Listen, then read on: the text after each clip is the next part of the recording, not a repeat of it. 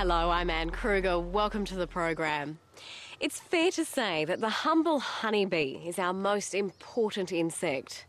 Not for its honey, that's a bonus, but for its pollination of our major food crops. But these prolific pollinators are threatened by a foreign pest, a deadly vampire-like parasite, the varroa mite. In this Science Week special, Tim Lee looks at the joint task force that's been established to smite the mite.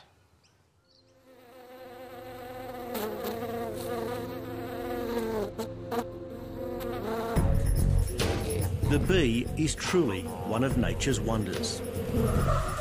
They're just mad, crazy, they just work themselves to death. It's a lot bigger, of course, than the honey production and the products that the bee produces directly. Their biggest contribution to Australia is their pollination. It's late winter, but the blossom on the almond trees reveals that spring is almost here. I find it this time of year absolutely fascinating to watch the bees work and understanding the important role that they play in our industry. They've tried to accomplish the pollination by artificial means, everything from air fan sprayers that blow pollen, and really there's nothing that can duplicate what a bee can do, because bees will come in and they'll walk every bloom and they'll just work their way across an orchard, and it's an amazing process, really. There's just no substitute for it. The fascinating part of this is that you can see here that the pollen has been stripped off. Yep. So that flower is fertilised, and if you look around there's a flower there with still quite a bit of pollen on it still to be collected. It's like here again. Yep. See another one there that yep. And see how the petals are actually starting to fall off of that, so that the little nut will come out of this very soon. Bees enjoy almond blossom because of the quality of the pollen. It's also available early in the spring, helping the hive emerge from its winter hibernation. For Australia's almond industry, bees are of critical importance. Without them, there would be no industry. For a commercial orchard, it's absolutely essential because the trees are not self-pollinating. So we're required here to have different varieties of almonds and then bees to carry the pollen to each and every bloom to pollinate them. So you will get some pollinization that goes on, but it'll be very minimal. We couldn't be successful on a commercial basis without bees. Almonds, for as long as we've grown in Australia, have relied on having managed bees brought into the orchards. They're such a huge monocot with so much blossom over a very short period of time, 3 or 4 weeks is all it's open, and the bees just need to be there, and so relying on those that are flying around the bush wouldn't work at all. So the answer is managed bees, hives brought in from elsewhere. Yeah, it's very simple. Apiarist Trevor Monson runs a pollination service. And like his bees, he's feverishly busy. Those 3 trucks that we're going to make it this afternoon are not going to be here till the morning. So this year we've put together just over 100,000 hives of bees. The furthest are 1,800 kilometres away, just over the Queensland border. And we have them from South Australia, Victoria, and nearly all over New South Wales as well. Almost half of all the commercial hives from Victoria and New South Wales have been trucked here. So you can imagine pulling in 100,000 hives from all over Australia, just getting them here, spreading them out evenly across the orchard, and then having them be the kind of quality hives that will get the kind of pollination that we want. It's a huge undertaking. Jonathan, yeah, we just leaving Happy Valley. We're on our way out. I'm going to ring Terry Brown and see where that truck is. The apiarists get paid for putting their bees into the pollination process. They won't harvest much honey. Almonds yield poorly, and it's dark and strong in flavour. We've got a big population of native bees, but they play little or no role in our food consumption production because the food we have in Australia that we need the bees for is pretty much all European imported foods. We don't live much on any native foods. And so it's not surprising our native bee population plays a very small role in our food production. Now we're looking for... We know too well because we pollinate a lot of fruit and vegetable crops, and of course with almonds, bees, there's no almonds at all.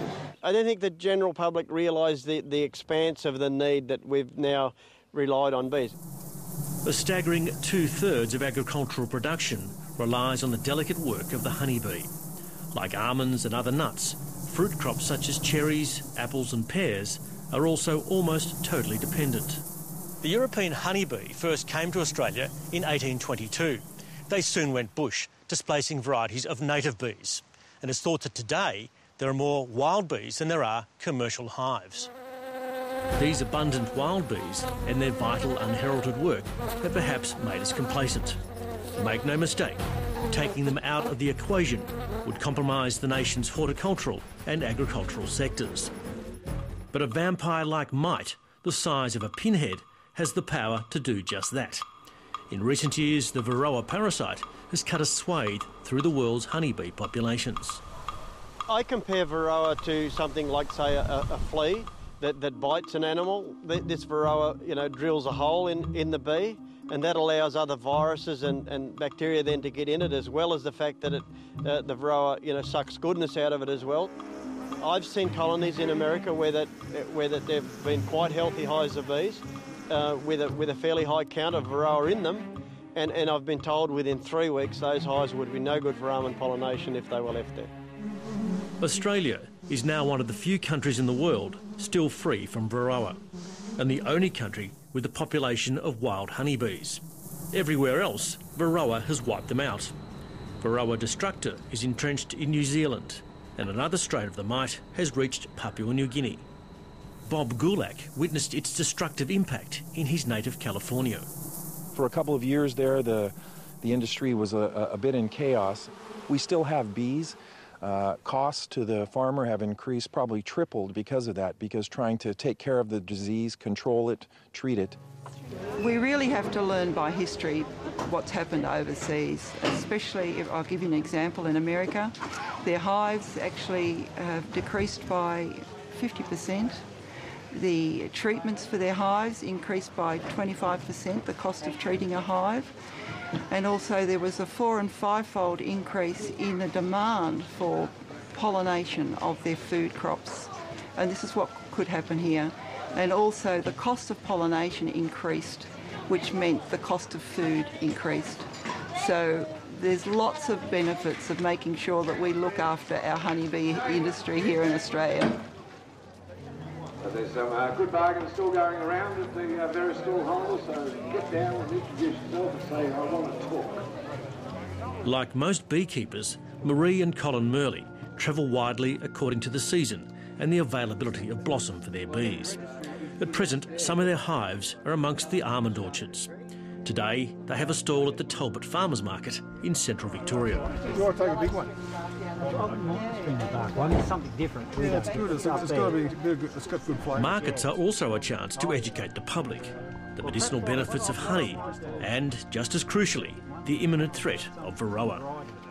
Honeybee pollination is just paramount to the security of Australian food.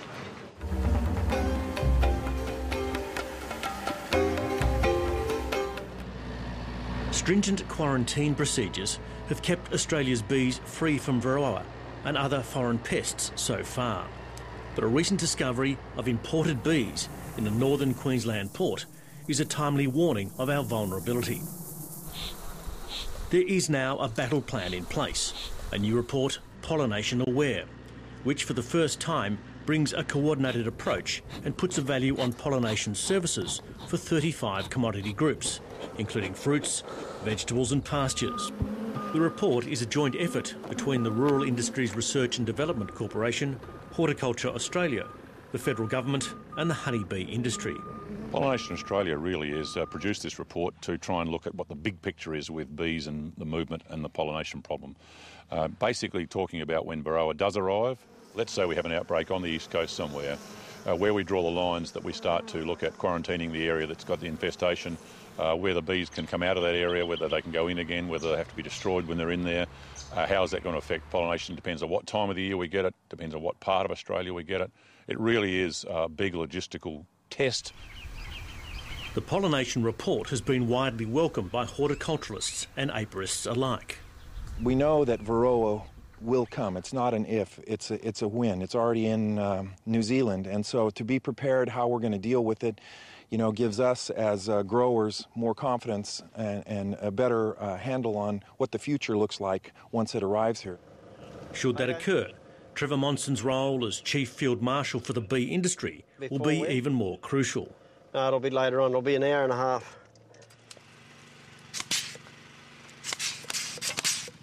Fruit grower Peter O'Brien is busy pruning his plum trees before budburst.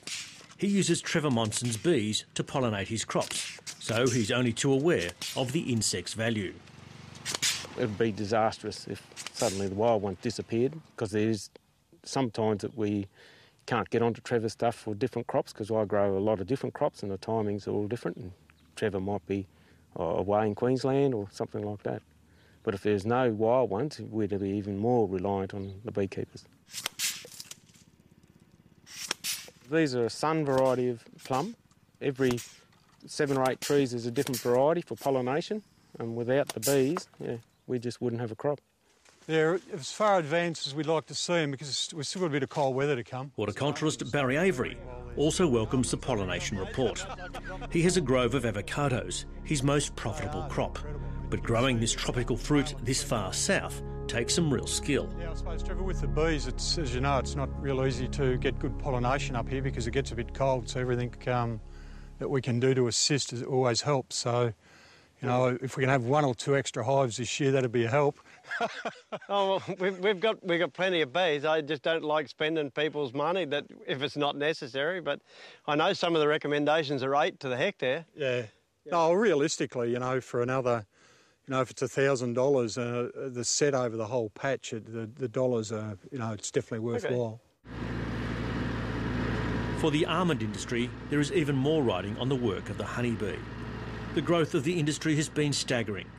A little over a decade ago, there were 4,000 hectares of almonds nationally.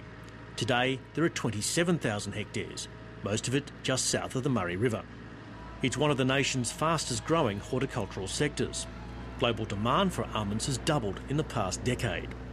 Within 3 years, when the younger trees mature, Australia will become the world's second largest almond producer. California is obviously way out in front, but we'll be somewhere between 6 and 8% of the world almond industry.